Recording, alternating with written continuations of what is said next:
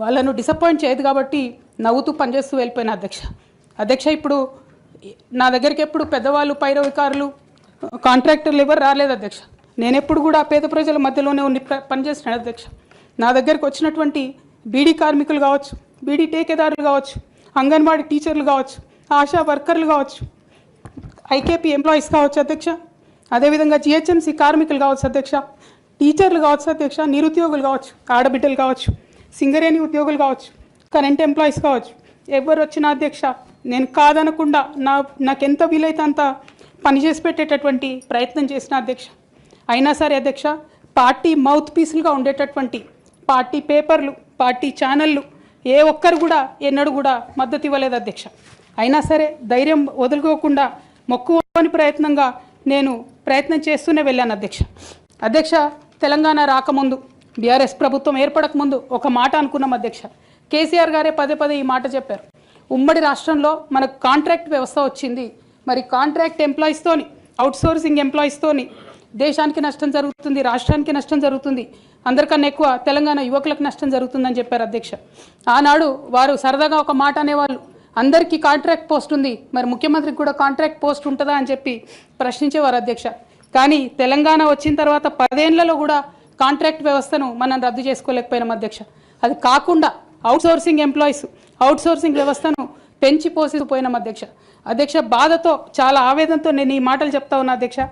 తెలంగాణ సమాజానికి ఏదైతే ప్రశ్నించడం నేర్పించినటువంటి బీఆర్ఎస్ పార్టీ అధ్యక్ష, అంతర్గత వేదికలలో అనేక సందర్భాలలో నేను ప్రశ్నిస్తే అధ్యక్ష నా మీద కక్ష కట్టారు అధ్యక్ష.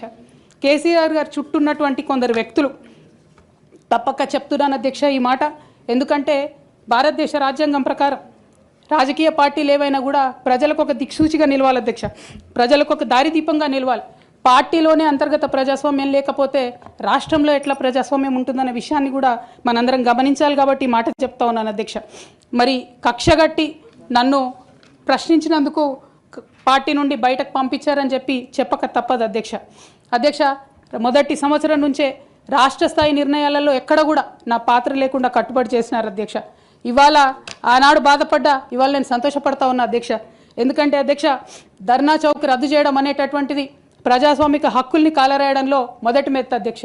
ఆనాడు ఇంటర్నల్గా ఎంత ప్రొటెస్ట్ చేసినా కూడా రాష్ట్రం వచ్చింది, ఇప్పుడు ధర్నాలు ఎందుకు, దరఖాస్తులు లేవు, ధర్నాలు లేవు, అన్ని పనులు చేసి పెడతామని చెప్పుకుంటూ వెళ్ళడం జరిగింది అధ్యక్ష. అట్లానే రైతులకు జరిగినటువంటి అక్రమ అరెస్టులు అధ్యక్ష, ఇవాళ ఒక్కొక్క దగ్గర నుంచి రైతులు మాట్లాడుతూ ఉంటే బాధ తట్టుకోలేకపోతున్నాం అధ్యక్ష. అదేవిధంగా పార్టీలో జరుగుతున్నటువంటి అవినీతి అధ్యక్ష, ప్రభుత్వంలో జరుగుతున్నటువంటి అవినీతిని ఎప్పటికప్పుడు నేను వారి దృష్టికి తీసుకెళ్లడం జరిగింది అధ్యక్ష.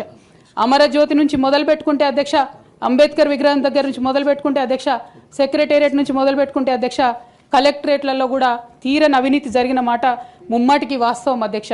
దీనికి పెద్ద ఉదాహరణలు సిద్దిపేట, సిరిసిల్లలో కట్టినటువంటి కలెక్టరేట్లు 2 వచ్చినటువంటి మొదటి వర్షానికే 2 కూడా మునిగిపోయినాయి అధ్యక్ష. ఆ విజువల్స్ అందరం కూడా మనం చూడడం జరిగింది. ఇక సిద్దిపేటలో, సిరిసిల్లలో కట్టిన కలెక్టరేట్లకే దిక్కు లేకపోతే మొత్తం రాష్ట్రంలో కట్టినటువంటి అన్ని బిల్డింగ్లు ఎట్లుంటాయన్న విషయాన్ని కూడా ఒకసారి తెలంగాణ ప్రజలు ఆలోచించుకోవాలి అధ్యక్ష. ఒక పక్క నిజం మాట్లాడే వాళ్ళను, సూటిగా మాట్లాడే వాళ్ళను, ఉన్నది ఉన్నట్టు చెప్పే వాళ్ళను రిస్ట్రిక్ట్ చేయడమే కాకుండా అధ్యక్ష ఉద్యమకారుల విషయంలో తీరని నిర్లక్ష్యం గురైంది అధ్యక్ష. అనేక సందర్భాల్లో నేను పార్టీ నాయకులని, పెద్ద నాయకులను కూడా అనేక సందర్భాల్లో అడిగిన అధ్యక్ష. వేరే విధంగా సహకరించకపోతే, వేరే విధంగా వాళ్ళకి హెల్ప్ చేయలేకపోతే కనీసం సీఎం రిలీఫ్ ఫండ్ కింద మనిషికి 10 లక్షలు ఇద్దాం, ఎక్కడోళ్ళు అక్కడ సెటిల్ అయిపోతారు అధ్యక్ష అని కూడా అడిగినాం అధ్యక్ష. అది కూడా చేయలేదు.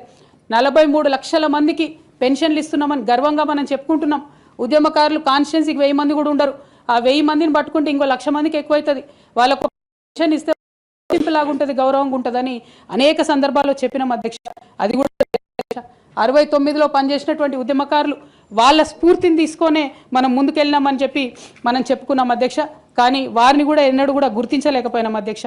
అదేవిధంగా విద్య విషయంలో అధ్యక్ష మన మెయిన్ ట్యాగ్ లైన్ నీళ్లు, నిధులు, నియామకాలు అనేటటువంటి మన మెయిన్ ట్యాగ్ లైన్ ఏదైతే ఉంటుందో అధ్యక్ష, అన్నిటినీ కూడా గండు కొట్టుకుంటూ పోయినాం అధ్యక్ష. విద్య విషయంలో, నియామకాల విషయంలో, అన్ని విషయాల్లో అదే జరిగింది అధ్యక్ష. అదేవిధంగా కొందరు ప్రజాప్రతినిధులు చేస్తున్నటువంటి దురాగతాలని కూడా ఎప్పటికప్పుడు నేను అధిష్టానానికి చేరవేసిన అధ్యక్ష. దాని మీద ఎటువంటి చర్యలు లేవు అధ్యక్ష. దానికి ప్రత్యక్ష నిదర్శనం ఇసుక దందాల్లో చేసినటువంటి అక్రమాలతోని నేరేళ్ల లాంటి దురాగతాలు జరిగినాయి అధ్యక్ష. దళిత బిడ్డల మధ్యలో అనవసరంగా బలైపోయినారు అధ్యక్ష. కానీ దాని మీద కూడా ఎటువంటి చర్యలు తీసుకోకపోవడం, అది అప్పుడు బీఆర్ఎస్ ప్రభుత్వం తీసుకోకపోవడం, ఇప్పుడు కాంగ్రెస్ ప్రభుత్వం చర్యలు తీసుకోకపోవడం కూడా చాలా దారుణం అధ్యక్ష. బోధన్ షుగర్ ఫ్యాక్టరీ అధ్యక్ష, నా ప్రాంతం అధ్యక్ష, నా బోధన్ మా అత్తగారిల్లు. ఒక 10 ఏళ్లలో కనీసం ఒక 100 సార్లు అడుగుంటాం అధ్యక్ష బోధన్ షుగర్ ఫ్యాక్టరీని తెప్పియాలని చెప్పి. బోధన్ షుగర్ ఫ్యాక్టరీ విషయంలో చేసినటువంటి నిర్లక్ష్యానికి మాత్రం నేను పర్సనల్గా చాలా అవమానంగా ఫీల్ అయిన అధ్యక్ష. అయినప్పటికీ ఇప్పటికి కూడా బోధన్ షుగర్ ఫ్యాక్టరీ తెరచకపోవడం, తెలంగాణ వచ్చి కూడా మా బోధన్ బిడ్డలకు న్యాయం జరగలేదన్న విషయం అర్థమవుతా ఉంది అధ్యక్ష. అదేవిధంగా అధ్యక్ష, కేసీఆర్ గారి దగ్గర మాట్లాడే ధైర్యం నాకు ఒక్కదానికే ఉంది కాబట్టి అధ్యక్ష, ఈ అన్ని అంశాలు నేను ఎప్పటికప్పుడు అడుగుతూ వెళ్ళిన అధ్యక్ష. సరే, పర్సనల్గా వారు నాకు తండ్రి, పార్టీ అధ్యక్షులు, ఒక 2 విషయాలు చేసినా ఒక 2 విషయాలు చేయకపోయినా నడుస్తుంటుంది పార్టీ అన్నప్పుడు, ఇంత పెద్ద వ్యవస్థ ఉంటే అనుకోవచ్చు అధ్యక్ష. కానీ కింద ఉండేటటువంటి అనేక వ్యక్తులు కంటిన్యూస్గా దురాకతలు చేస్తుంటే కూడా మరి చూసుకోకపోతే కరెక్ట్ కాదు అధ్యక్ష. అదేవిధంగా టీఆర్ఎస్ నుండి బీఆర్ఎస్గా మారుస్తామనేటటువంటి ఒక కీలకమైన నిర్ణయం తీసుకోవడం జరిగింది అధ్యక్ష. ఆనాడు కూడా ఆ మీటింగ్ నేను అటెండ్ అవ్వలేదు అధ్యక్ష. నేను ఒప్పుకోలేదు, ఈ పేరు మార్పుకు ఒప్పుకోలేదు, నేషనల్ పాలిటిక్స్లోకి వెళ్ళడం కూడా నేను ఒప్పుకోలేదు అధ్యక్ష. అంటే ఒక మాట అధ్యక్ష, ఇట్లాంటి హౌస్లో చెప్పొచ్చో లేదో కానీ తెలంగాణలో ఏం పీక్ కట్టలు కట్టినామని నేషనల్కి పోయి చేస్తాం అధ్యక్ష. మనం ఎన్ని పనులు మిగిలినాయి అధ్యక్ష తెలంగాణలో చేయాల్సినవి? 2 పెద్ద రివర్స్లో, ఒక పక్క గోదావరి, ఇంకో పక్క కృష్ణ, 1,89,000 కోట్లు ఖర్చు పెట్టినాం అధ్యక్ష. కొత్తగా ఇచ్చిన ఆయకట్టు ఎంత అంటే 14 లక్షల ఎకరాలు అధ్యక్ష. 1,89,000 కోట్లు అంటే ఎంత అధ్యక్ష? 1,00,000 కోట్లు ఖర్చు పెడితే 20 లక్షల మంది పేద ప్రజలకు ఇంటికి 5 లక్షలు వేసుకున్నా 20 లక్షల మందికి పేద ప్రజలకు ఇల్లు ఇవ్వచ్చు అధ్యక్ష మనం. కానీ 1,89,000 ఖర్చు పెడితే అధ్యక్ష జరిగింది ఎవరికి, ఒరిగింది ఎవరికి అంటే, ఒక వ్యక్తి 1989లో కంపెనీ పెట్టుకున్న ఆయన మన తెలంగాణ వచ్చిన తర్వాత ఫోర్బ్స్ జాబితా ఉంటుంది అధ్యక్ష, దాంట్లో 45వ స్థానం ఒక కాంట్రాక్టర్ దక్కించుకున్నాడు అధ్యక్ష. అంతకుమించి జరిగింది ఎవరికి ఏం లేదు అధ్యక్ష.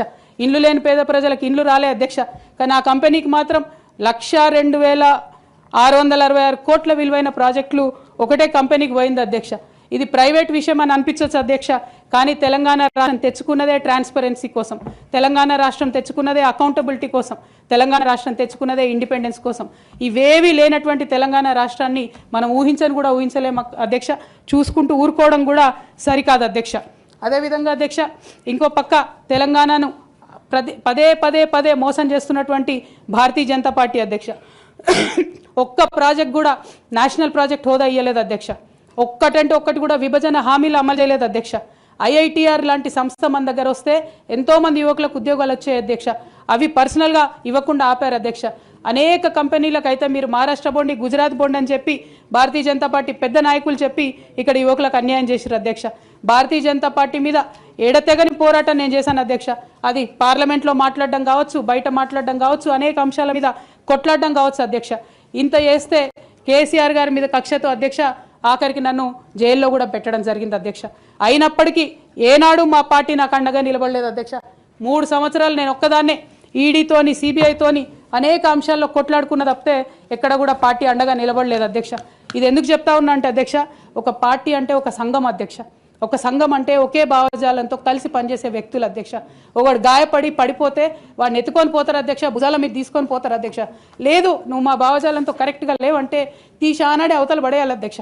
అట్లా కాకుండా అదే పార్టీలో కొనసాగాలి, కానీ పార్టీ మీకు అండగా నిలబడదు అనేటటువంటిది కరెక్ట్ కాదు అధ్యక్ష. ఇది డెమోక్రటిక్ సిస్టంలో కాన్స్టిట్యూషన్ స్పిరిట్ని తీసుకొని పనిచేసేటటువంటి పొలిటికల్ పార్టీస్ బిహేవ్ చేయాల్సినటువంటి పద్ధతి కాదు అధ్యక్ష. ఇవన్నీ ఇట్లా జరుగుతూ వస్తున్నటువంటి క్రమంలో బీఆర్ఎస్ పార్టీ అధికారం కోల్పోయింది అధ్యక్ష.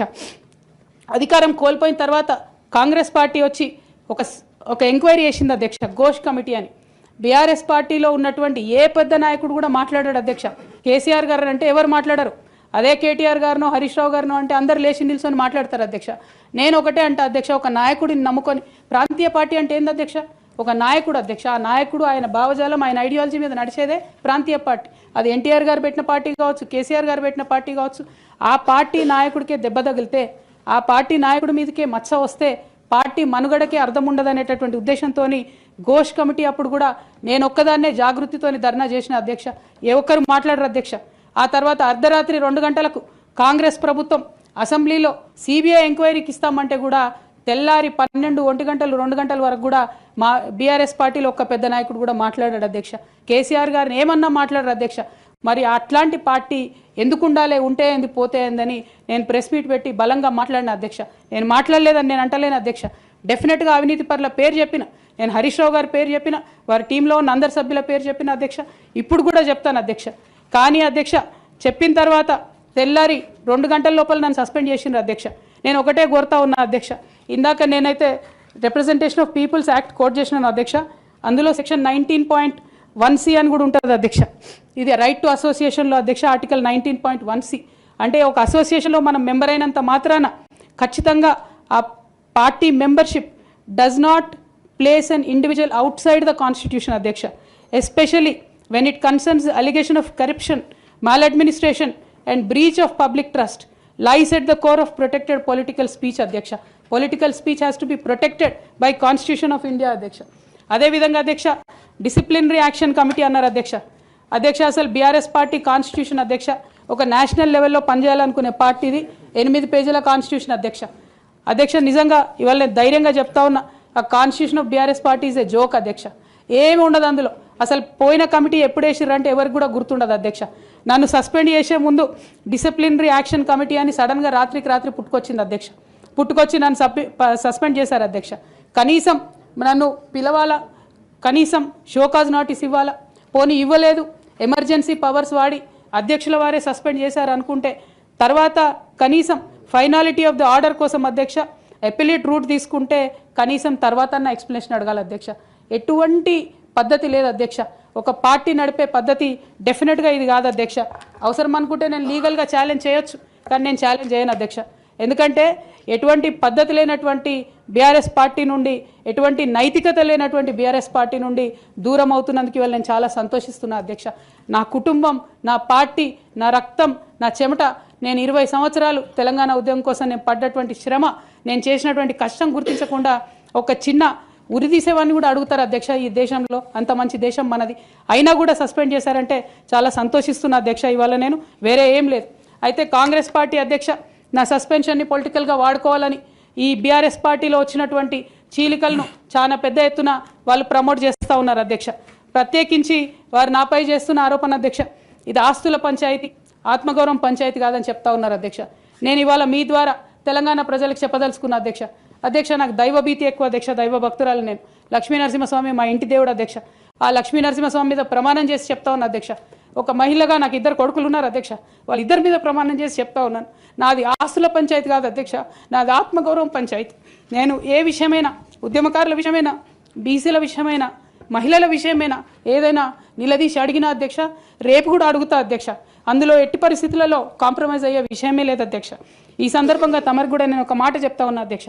మన రాష్ట్రంలో 17 లోక్సభ స్థానాలు ఉంటాయి అధ్యక్ష, ఒకటే ఒక ఉమెన్ ఎంపీ అధ్యక్ష. 119 అసెంబ్లీ సీట్లు ఉంటాయి అధ్యక్ష. అన్ని పార్టీలు కలిపి 8 మంది ఉన్నారు అధ్యక్ష మహిళలు. 40 మంది ఉన్న ఈ శాసన మండలిలో 3 ఉన్నాం అధ్యక్ష లేడీస్. మేము ఇక నేను పోతే 2 మిగులుతారు అధ్యక్ష. కానీ ఎంత అన్యాయం అంటే అధ్యక్ష, ఎంత చిన్న చూపు అంటే మహిళలు అంటే పొలిటికల్ పార్టీస్కైనా ఆఖరికి కౌన్సిల్ కూడా అధ్యక్ష. నేను నిన్న మొన్న ఫామ్స్ సైన్ చేస్తున్నా అధ్యక్ష. ఎక్కడా కూడా సభ్యురాలని లేదు అధ్యక్ష. ప్రతి చోట కూడా సభ్యుడనే ఉన్నది. తమరన్న దయచేసి మార్చాలి అధ్యక్ష. ఈ మొత్తం 4 కోట్ల మంది ప్రజల్లో అధ్యక్ష మహిళల యొక్క పర్సెంటేజ్ అధ్యక్ష మన రాష్ట్రంలో ఇంత అధ్యక్ష, 0.00003% అధ్యక్ష. ఇది మాకుండే రాజకీయమైనటువంటి రిప్రజెంటేషన్ అధ్యక్ష. రాజకీయంగా ప్రజల మధ్యలో కానీ పార్టీల మధ్యలో కానీ మాకున్నటువంటి రిప్రజెంటేషన్తో మేము ఆడవాళ్ళ కష్టాలు ఎవరికి చెప్పాలి అధ్యక్ష. ఒకనాడు కేసీఆర్ గారు అన్నారు అధ్యక్ష, ఈ దేశ రాజ్యాంగాన్ని మార్చాలి, మహిళలకు సమాన హక్కులు కావాలని. నేను అడుగుతా ఉన్నా అధ్యక్ష, పార్టీలు రాజ్యాంగాలు మార్చుకోవాలి అధ్యక్ష. ఇవ్వండి మహిళలకు సీటు. మీరు ఎంకరేజ్ చేయకపోతే ఎవరు ఇస్తారు అధ్యక్ష? ఎందుకోసం ఇస్తారు? మనం రాణి రుద్రమదేవి గురించి ఇలా మాట్లాడుకుంటున్నామంటే డెఫినెట్గా ఆమె స్వతంత్ర సంగ్రామంలో ఉన్నప్పుడు అధ్యక్ష మొదలు కాంగ్రెస్ పార్టీలోనే ఉండే అధ్యక్ష. భగత్ సింగ్ కానీ, సుభాష్ చంద్రబోస్ కానీ ఇట్లాంటి వాళ్ళందరూ. కానీ తర్వాత వాళ్ళ ఫిలాసఫీ వెతుక్కొని వాళ్ళ దారి వాళ్ళు వెతుక్కొని పోయినారు అధ్యక్ష. పార్టీలు వేరైనంత మాత్రాన, దారులు వేరైనంత మాత్రాన అధ్యక్ష లక్ష్యం ఒకటే కాదని కాదు అధ్యక్ష. నా లక్ష్యం ఎప్పటికైనా ఒకటే అధ్యక్ష, తెలంగాణ బాగుండాలి, తెలంగాణ ప్రజలు బాగుండాలి, వాళ్ళ కోసం పనిచేయాలి అధ్యక్ష. దానికోసం నేను ఖచ్చితంగా పనిచేస్తూనే ఉంటాను అధ్యక్ష. అదేవిధంగా అధ్యక్ష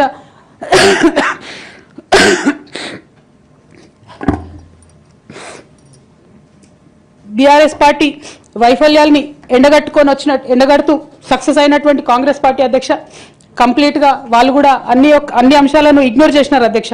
నేను రిక్వెస్ట్ చేస్తున్నా అధ్యక్ష, ప్రధానంగా విద్య విషయంలో, నీళ్ల విషయంలో వాళ్ళు చేస్తున్నటువంటి తప్పిదాలను మీరు కొనసాగిస్తే డెఫినెట్గా ప్రజలు మీకు బుద్ధి చెప్తారు, అందులో ఎటువంటి అనుమానం లేదు. నేను చివరిగా ఒక్క మాట చెప్తాను అధ్యక్ష, डरना नहीं किसी के भी पैरों के नाप से, डरना नहीं किसी के भी पैरों के नाप से, आखिर में पुण्य जीत ही जाएगा पाप से, आखिर में पुण्य जीत ही जाएगा पाप से.